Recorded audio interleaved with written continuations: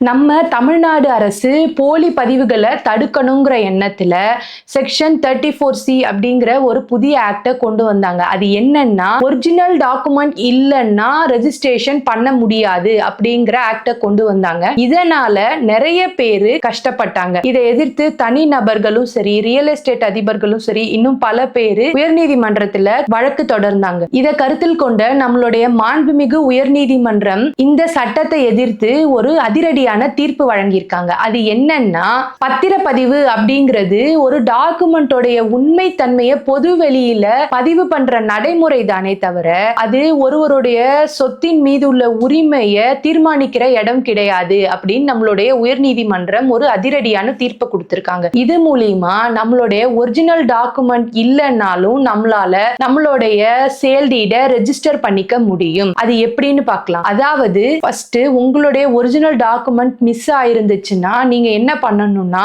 Sub registrar ஆபீஸோட website மூலியமாவோ இல்லனா நீங்க நேரடியாவோ உங்களுடைய முந்தைய டாக்குமெண்டோட சான்றளிக்கப்பட்ட நகலை அப்ளை பண்ணி நீங்க வாங்கிக்கலாம். அதாவது சர்டிஃபைட் காப்பி சிசின்னு சொல்லுவாங்க. இதை நீங்க அப்ளை பண்ணி வாங்கிக்கலாம். இது மூலியமா உங்களுடைய ரெஜிஸ்ட்ரேஷன் நீங்க ஈஸியா பண்ணலாம். அது எப்படின்னா, ஹைகோர்ட் ஆர்டர் படி சப் ரெஜிஸ்டர் ஆபீஸே உங்களுடைய முந்தைய டாக்குமெண்ட்டும் இப்ப இருக்க டாக்குமெண்டோட சர்வே நம்பர், டோர் நம்பர் இது எல்லாமே கரெக்டா இருக்கா அப்படின்னு வெரிஃபை பண்ணிட்டு அவங்களே உங்களுக்கு சர்டிஃபைட் கொடுப்பாங்க. அதுக்கப்புறம் நீங்க என்ன பண்ணலாம்னா, உங்களோட ரெஜிஸ்ட்ரேஷன் ரிலேட்டடா செல்லர் அண்ட் பையர் இவங்க ரெண்டு பேருடைய ஆதார் அண்ட் பேன் இது ரெண்டுத்தையும் அட்டாச் பண்ணணும். நீங்க விற்க போற அல்லது வாங்க போற சொத்துடைய பட்டா, சிட்டா, அடங்கல் இது எல்லாத்தையுமே அது கூட அட்டாச் பண்ணி ஆன்லைன் மூலியமா நீங்க ஒரு டோக்கன் வாங்கிக்கலாம்.